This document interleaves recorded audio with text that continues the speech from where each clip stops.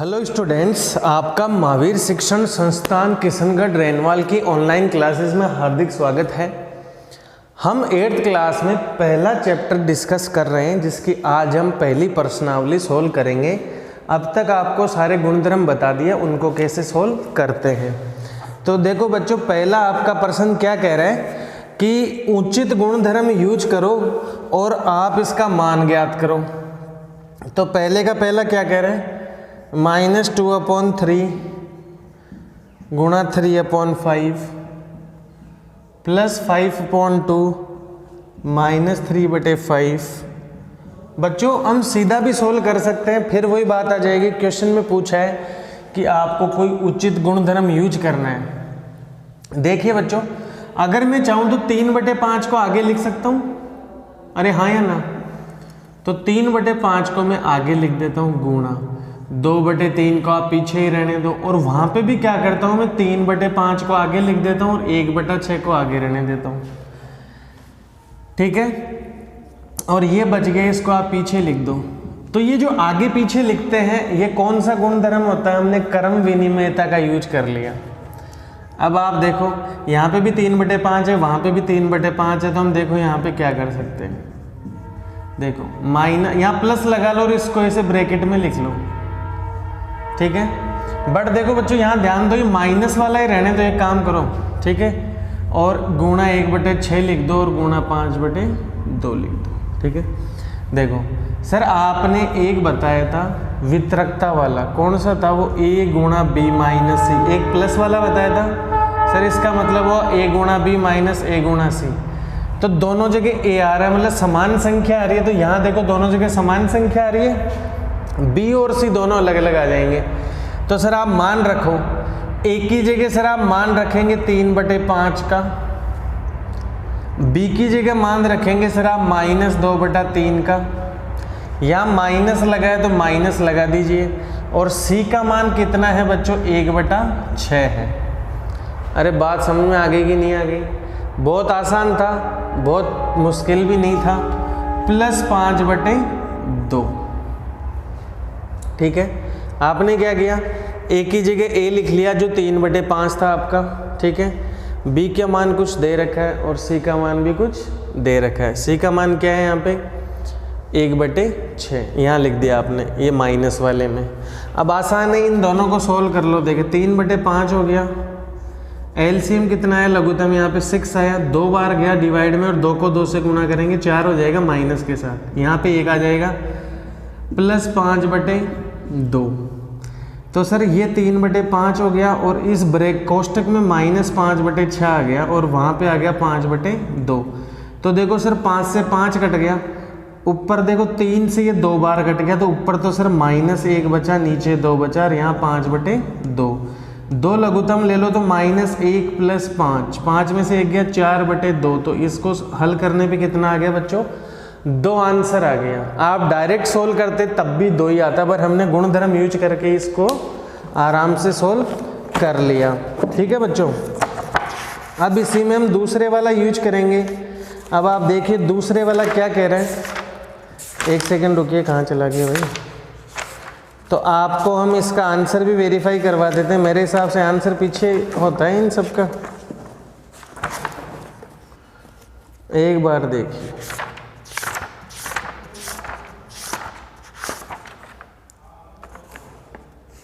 ठीक है, ऐसे ही आपको प्रश्न सोल्व करने हैं, आंसर भी सही है, कोई दिक्कत नहीं है। ऐसे ही दूसरे वाला आप सोल्व करेंगे क्वेश्चन। अब देखिए बच्चों, अब आपको यहाँ पे क्वेश्चन नंबर 2 सोल्व करवा रहे हैं हम। कौन सा प्रश्न सोल्व करवा रहे हैं, क्वेश्चन नंबर दूसरे वाला। बच्चों देखो दूसरा प्रश्न क्या कह रहा है। बच्चों पहले का जो दूसरा पार्ट है ना, वो आप खुद ही सोल्व करेंगे। प्रत्येक के योज्य प्रतिलोम लिखिए। बच्चों आपको तब भी बताया था, योज्य प्रतिलोम का मतलब क्या होता है, एडिटिव इनवर्स।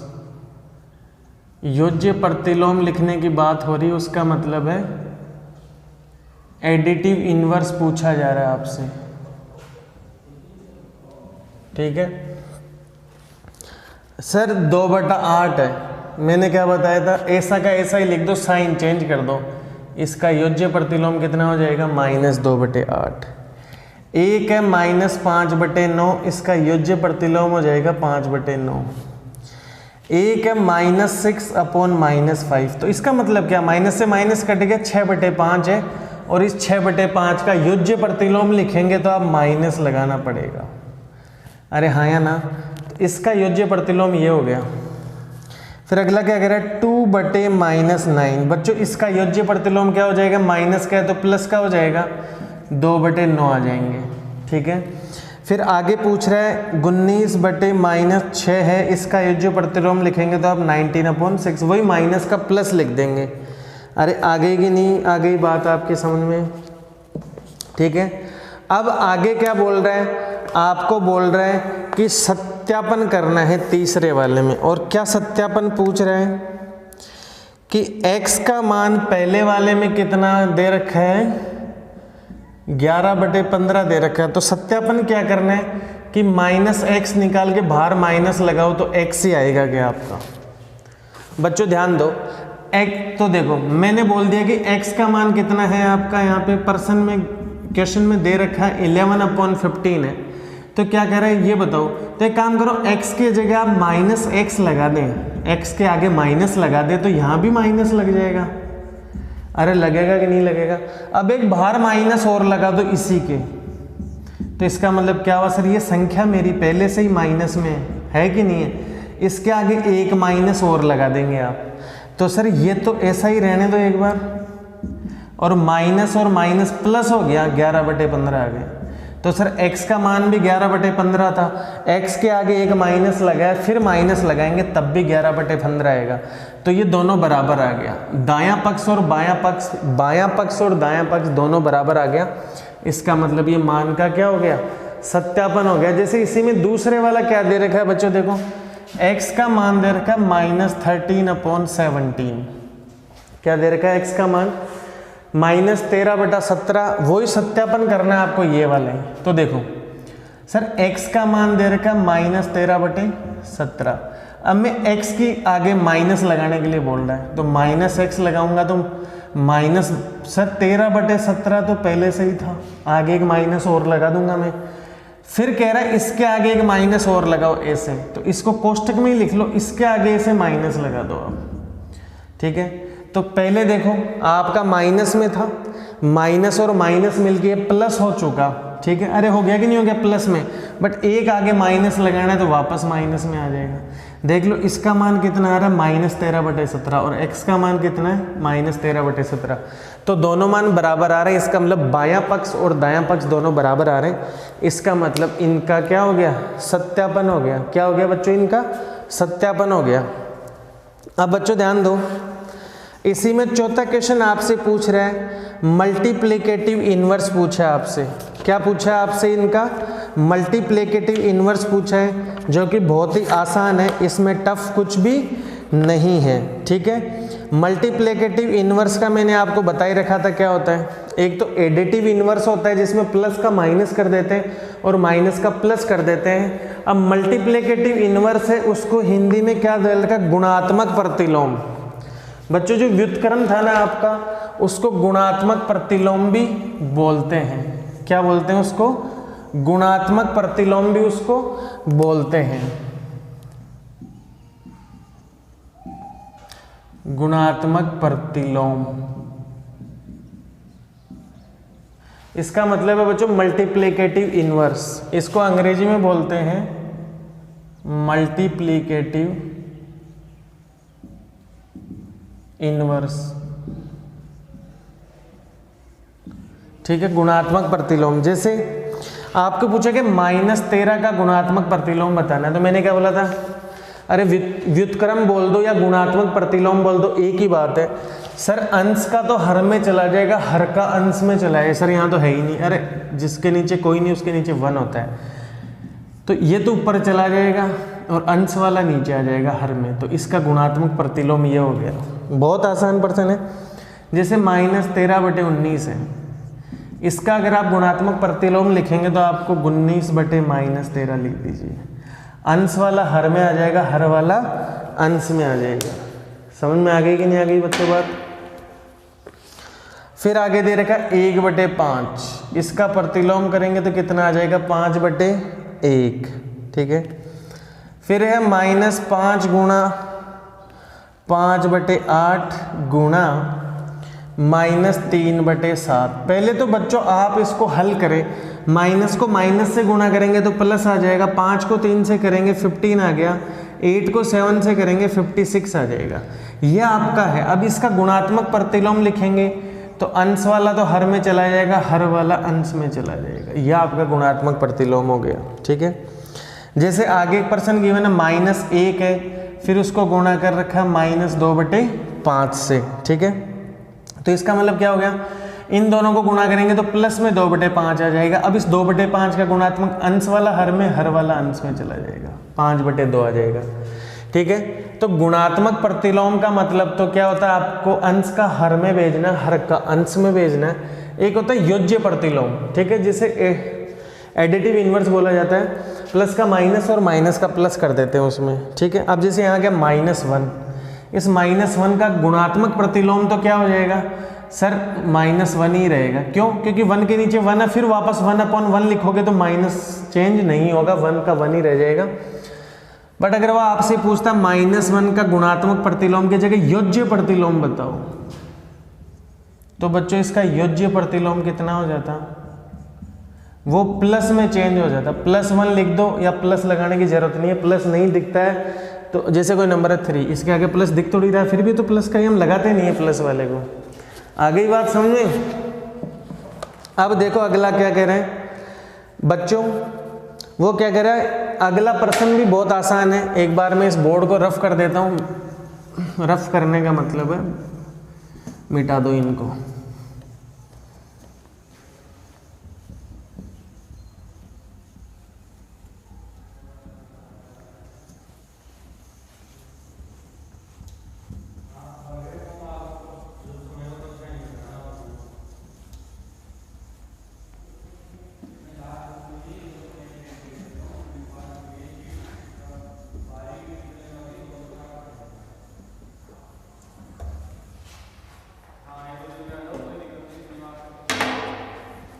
बच्चों अगला प्रश्न क्या कह रहा है, अगला प्रश्न क्या कह रहा है, 6/13 को मल्टीप्लाई करो और किससे करो, -7/16 के व्युत्क्रम से।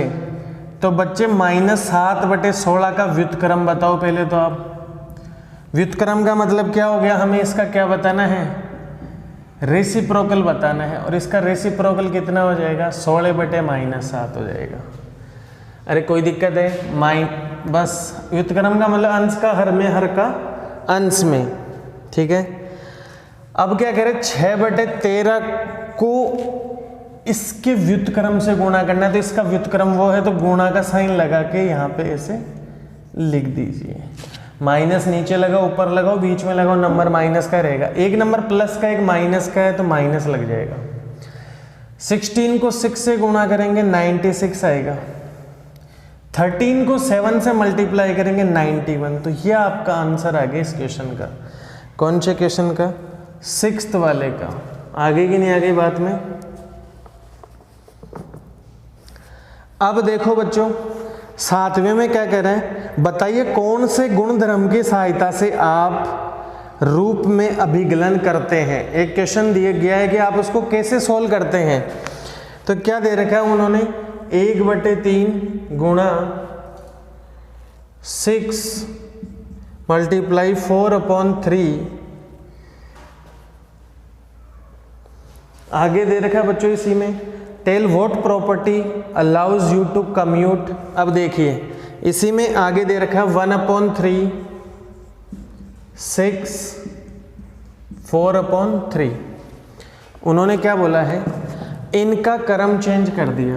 इन्होंने क्या किया, इनका क्रम चेंज कर दिया। ये कौन से गुणधर्म से होता है, तो बच्चों 3 वाला कौन सा था आपका, याद करें, A गुणा B गुणा C वाला, जिसको हम ऐसा करते थे कि नहीं करते थे, ऐसा 2 में लगाते थे। कौन सा गुणधर्म है सर, ये सहचर्यता वाला। कौन सा गुणधर्म है बच्चों, एसोसिएटिव, जो आपको बताया था सहचर्यता वाला। अरे सहचर्य था क्या हिंदी में, फिर से मैं उसको देख लेता हूँ एक बार। एसोसिएटिव, हाँ सहचर्यता वाला ही गुणधर्म है। अब बच्चों 8वां क्वेश्चन क्या कह रहा है, इज 8/9 क्या कह रहा है, 8/9,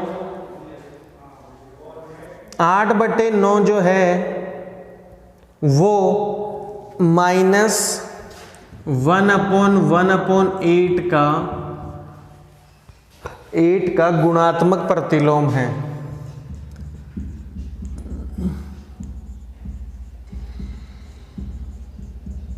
वो क्या कह रहा है, क्या 8/9 इसका गुणात्मक प्रतिलोम है क्या? ठीक है, तो पहले तो इसको आप, ये आपका मिक्स में है, मिक्स फ्रैक्शन में है, भिन्न में गिवन है, आप इसे सोल्व करें। 8 को 1 से गुणा करेंगे 8 और 1 ऐड करेंगे 9/8 आ जाएगा, माइनस में आएगा यहाँ पे। अरे हाँ या ना?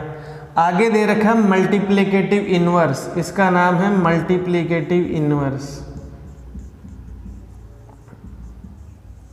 तो अब बताओ इसका प्रतिलोम अगर हम लेते हैं तो सर 8/9 ही आता, माइनस का साइन आएगा, बट यहाँ तो प्लस का आ रहा है, इसका मतलब ये वाला इसका गुणात्मक प्रतिलोम नहीं है। आगे ही बात समझो बच्चों, बहुत आसान क्वेश्चन है आपका,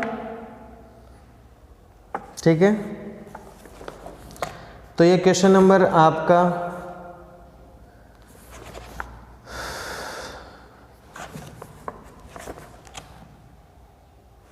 अब देखो 9th वाला क्या कह रहा है कि 3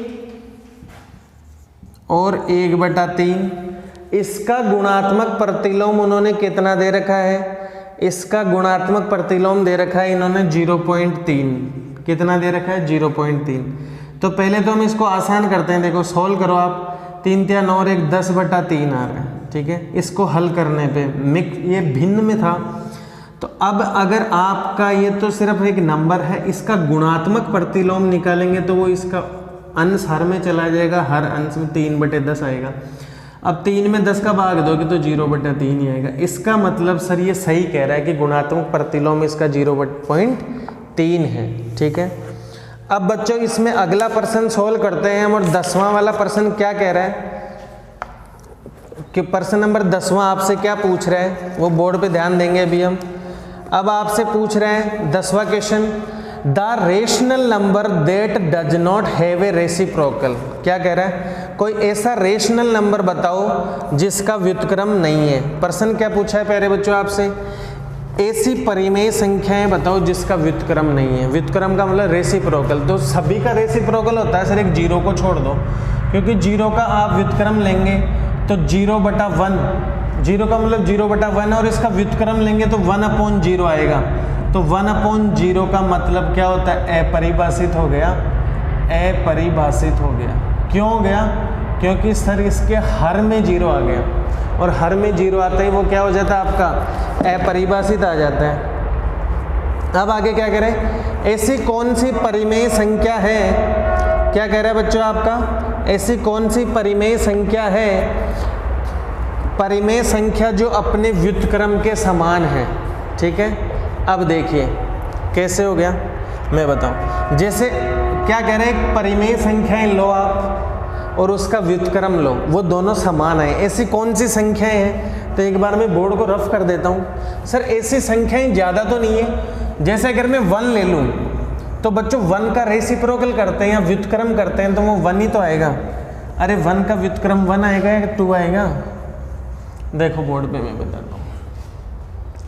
प्रश्न क्या कह रहा है प्यारे बच्चों ये कि ऐसी कौन सी परिमेय संख्या है जिसका व्युत्क्रम और वो संख्या दोनों समान होते हैं। तो मान लो मैं एक परिमेय संख्या ले लिया 1, बोले सर परिमेय संख्याओं को तो p/q की फॉर्म में लिख सकते, लिख दो ना, आपको किसने मना किया, नीचे 1 लगा दो।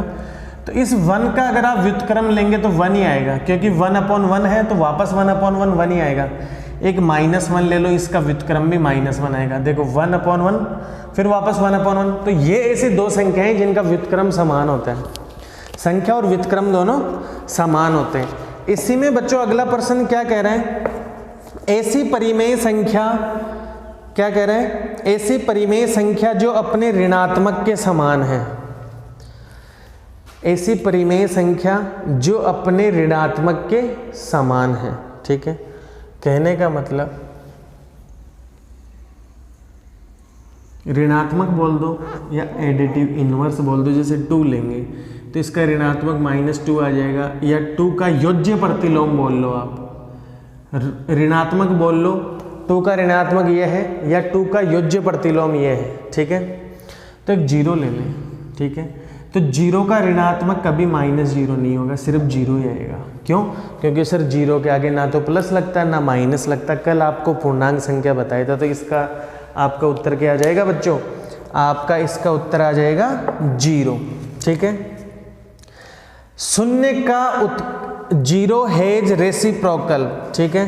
वो क्या कह रहा है? शून्य का व्युत्क्रम क्या है, शून्य का रेसिप्रोकल क्या है? तो थोड़ी देर पहले ही बताया था सर, शून्य का मतलब ये है, और इसका व्युत्क्रम अगर मैं करूं तो अंश तो हर में जाएगा, और हर वाला तो अंश में चला गया, अंश वाला हर में आएगा, तो ये परिभाषित ही नहीं है। तो इसका मतलब 0 का व्युत्क्रम कोई भी नहीं है, 0 का कोई व्युत्क्रम नहीं है। तो फिल इन द ब्लैंक्स दे रखा है आपको, ये जो रिक्त स्थान दे रखा है इसमें लिखेंगे कोई भी व्युत्क्रम इसका नहीं है। शून्य का व्युत्क्रम कोई भी नहीं आएगा, शून्य का व्युत्क्रम नहीं है, आपके इस खाली स्थान में आएगा नहीं। आगे क्या कह रहे हैं? संख्याएं खाली स्थान तथा स्वयं के व्युत्क्रम है। तो संख्याएं सर 1 है, ठीक है, और -1, ये 2 ऐसी संख्याएं जो खुद भी और इनका व्युत्क्रम भी समान होगा। आगे क्या कह रहा है? -5 का व्युत्क्रम कितना होगा? -5 है, अरे बच्चों -5 गिवन है, देखो ऐसे, तो -5 का व्युत्क्रम कितना हो जाएगा? -1/5, ठीक है। रेसिप्रोकली तो करना है आपको। अब इसमें अगला प्रश्न बच्चों क्या दे रखा है आपसे? रेसिप्रोकल ऑफ 1/x, क्या कह रहे हैं? 1/x का व्युत्क्रम क्या है? तो बच्चों ये हर में है तो अंश में चला जाएगा, और ये अंश में है तो हर में, तो इसका व्युत्क्रम x/1, 1 का किसी में भी भाग दो वही संख्या आती है। तो 1/x का व्युत्क्रम कौन है? x है, ठीक है। आगे इसी में पूछा है, अब आपसे पूछा है बच्चों अगला क्वेश्चन, 2 परिमेय संख्याओं का गुणनफल हमेशा क्या होगा? वो बच्चों परिमेय संख्या ही होगा। कैसे? वो कह रहे हैं 2 परिमेय संख्याएं लो, जैसे मैंने एक संख्या ये ले ली और एक संख्या ये ले ली, तो इनका गुणा कर लो आप, 4 3 जा 12 आ गया, 7 2 जा, तो इनका गुणा भी क्या आएगा? परिमेय संख्याएं आएगी, तो खाली स्थान में परिमेय आ जाए। किसी धनात्मक परिमेय संख्या का व्युत्क्रम होता है, खाली स्थान दे रखा तो धनात्मक ही तो होता है। कोई भी धनात्मक संख्या ले लो, जैसे 1 ले लिया, इसका व्युत्क्रम सर 1 आएगा व्युत्क्रम। 2 ले लो, इसका व्युत्क्रम 1/2 हो जाएगा। 3 ले लो, इसका व्युत्क्रम 1/3 हो जाएगा। 4 ले लो, इसका व्युत्क्रम 1/4 हो जाएगा। तो जितनी भी धनात्मक संख्याएं लेंगे उनका व्युत्क्रम भी क्या आएगा? धनात्मक। चलो बच्चों, अगले वीडियो में हम देखेंगे कैसे परिमेय संख्याओं को रेखा संख्या पे दर्शाते हैं, ठीक है बच्चों। तब तक के लिए बहुत बहुत धन्यवाद। Have a nice day.